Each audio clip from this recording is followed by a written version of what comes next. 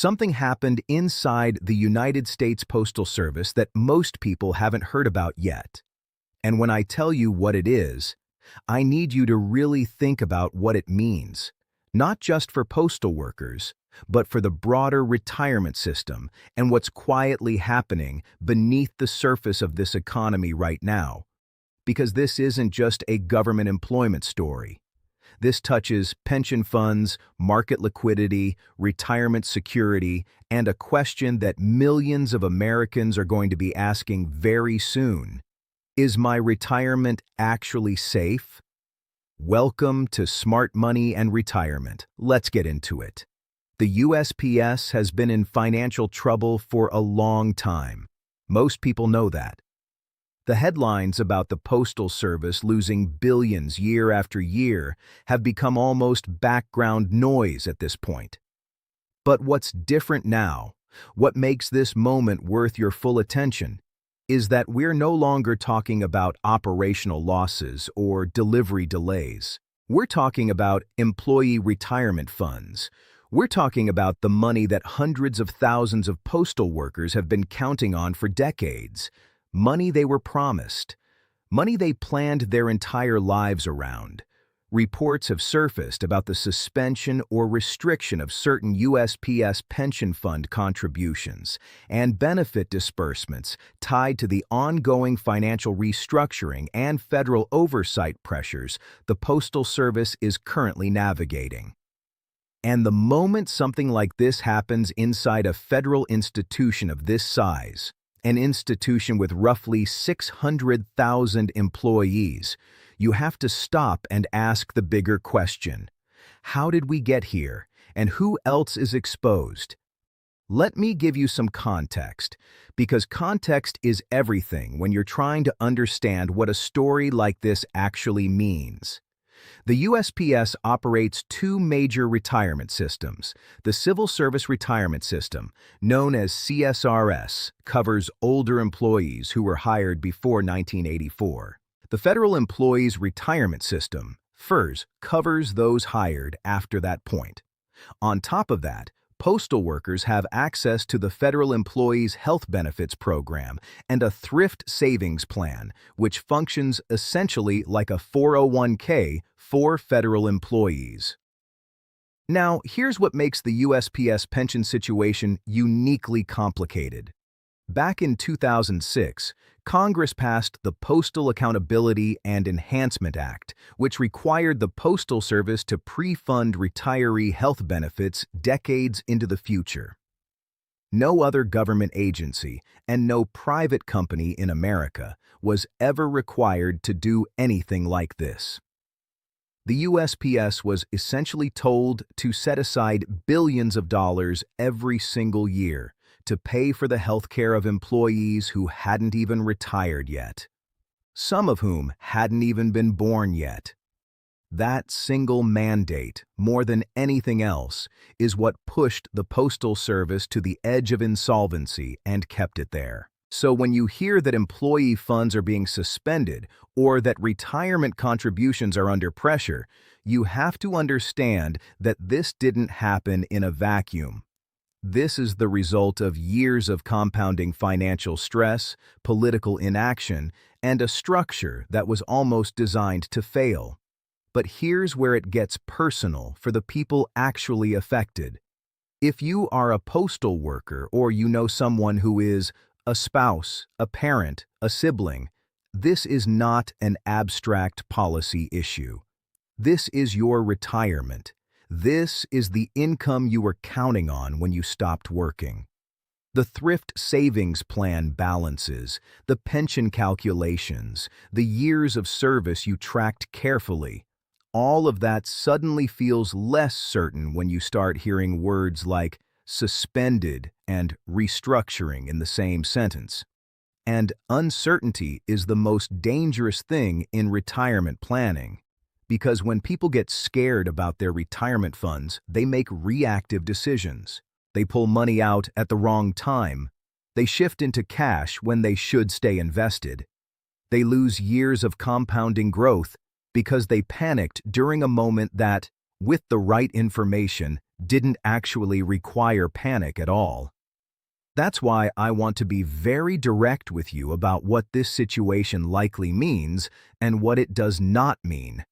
What this likely means is that the federal government is going to be forced, sooner rather than later, to make a definitive decision about USPS's future.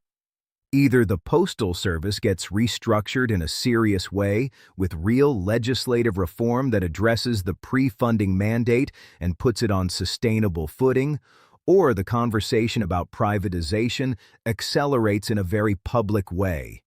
Either path creates turbulence.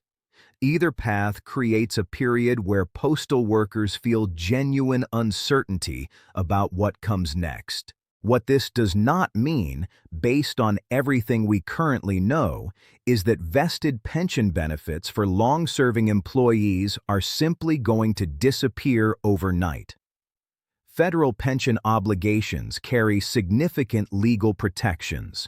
FERS benefits, in particular, are backed by the federal government, which means the full faith and credit of the United States sits behind those commitments in a way that a private sector pension simply does not have. That distinction matters enormously.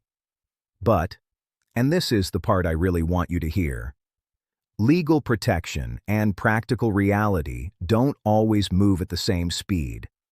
There can be delays. There can be benefit adjustments in future accruals. There can be changes to healthcare benefits that effectively reduce the total retirement package, even if the core pension number stays intact. The details matter, and right now, the details are still moving. From a market stability perspective, here's what's worth watching. The Thrift Savings Plan holds billions of dollars in assets across its various funds: the G Fund, the F Fund, the C Fund, and the Life Cycle funds. The TSP is one of the largest defined contribution retirement plans in the world. If there were mass withdrawals or forced liquidations due to any kind of systemic disruption, it would send ripple effects through fixed income and equity markets that the average investor would feel without ever knowing why. We're not at that point. But this is exactly the kind of slow-moving institutional stress that builds quietly and then becomes impossible to ignore all at once. Anyone who watched what happened to state pension funds in cities like Detroit, or followed what happened to certain private sector pensions in the airline and manufacturing industries over the past 20 years, knows exactly how this kind of story can develop. The lesson from every one of those situations is the same. The people who got hurt the most were the ones who waited too long to ask questions, assumed the institution would protect them, and never built any layer of personal retirement security outside of what their employer promised them. So, what do you actually do with this information? If you are a postal employee or federal employee watching this right now, the single most important thing you can do is get clear on exactly what your retirement looks like from multiple angles. Know your projected FERS benefit. Know your TSP balance and where it's allocated. Know what your Social Security estimate looks like. And if your retirement plan is almost entirely dependent on one of those three legs, start thinking about how you strengthen the others. If you're not a postal worker, but you're watching this because you're paying attention to what's happening with pensions and retirement security more broadly, good. You should be. Because what's happening at the USPS is a visible version of a stress that exists in varying degrees across dozens of public and private pension systems across this country. The era of sitting back and trusting that a pension will simply be there is over. It's been over for a while. The people who retire with real financial security in the next 20 years are going to be the ones who stayed informed, stayed engaged, and made deliberate decisions instead of hoping for the best. That's exactly what this channel is built for. Smart Money and Retirement exists to give you the kind of clear, honest breakdown of what's actually happening with retirement, pensions, market risk, and personal finance, so you can make decisions from a position of understanding rather than fear.